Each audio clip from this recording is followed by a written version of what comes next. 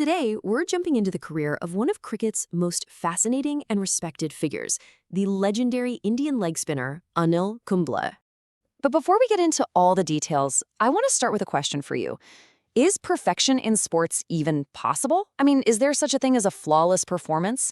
Something so rare it might never ever happen again? Well, for Anil Kumble, the answer might just be right here. 10 for 74. Now, for anyone who doesn't follow cricket, that means one single bowler took all 10 wickets of the opposing team in one go. It's almost a mythical feat. So how on earth did it happen? All right, let's unpack this perfect 10. The story behind it is just incredible. So picture this. It's a high-stakes test match in Delhi, and the opponent? Their fiercest rivals, Pakistan. The pressure is immense. In over 100 years of test cricket, this had only happened once before. Kumble, with this one breathtaking performance, put his name right next to the only other guy to ever do it. But, the story behind that 10th and final wicket is what really gets me. As Kumble got closer and closer to the record, his teammate, Javagal Srinath, actually started bowling way off target on purpose just so he wouldn't accidentally take a wicket himself. He even yelled at a fielder who almost took a catch off his bowling, all to make sure Kumble got his shot at history. Just an amazing moment of sportsmanship. So you have to ask, what kind of bowler pulls off something so unbelievably rare? Well, it's because Anil Kumble wasn't like any other spinner out there. He basically threw out the rulebook. This really breaks it down perfectly. You see, most leg spinners are like artists of deception. They gently float the ball up, trying to make it spin like crazy.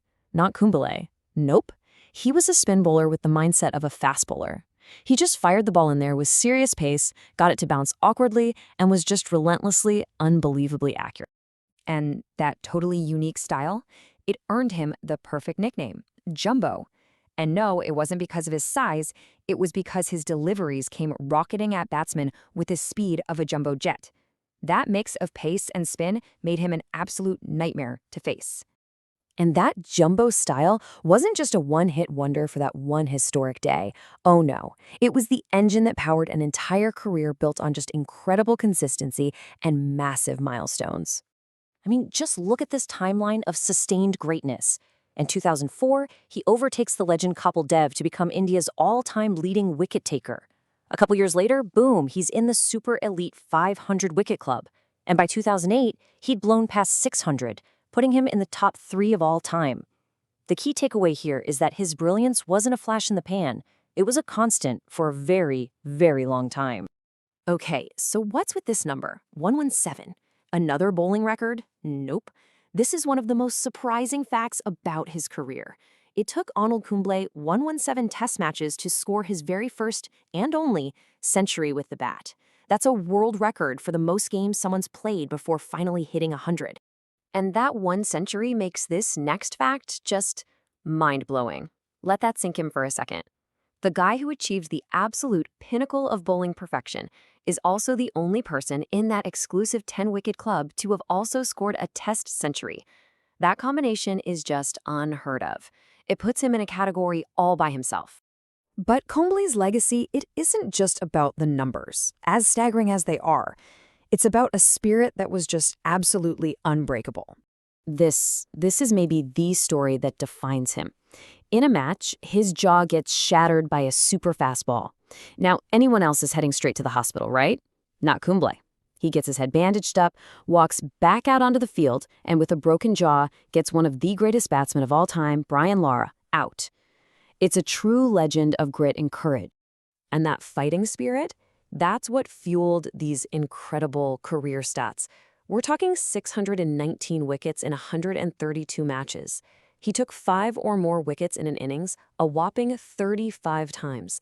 That wasn't just skill. It was pure, relentless determination. Match after match, year after year. So what happens when a player with that much heart and that much intelligence finally hangs up his boots? Well, they don't just leave the game. They find new ways to shape it. You see, after his playing days, Kumble's journey was far from over. He became a mentor for young players in the IPL, he took on a huge role as chairman of the ICC's cricket committee, and of course, he became the head coach of the very same national team he'd served for so long. his contribution to cricket just kept evolving.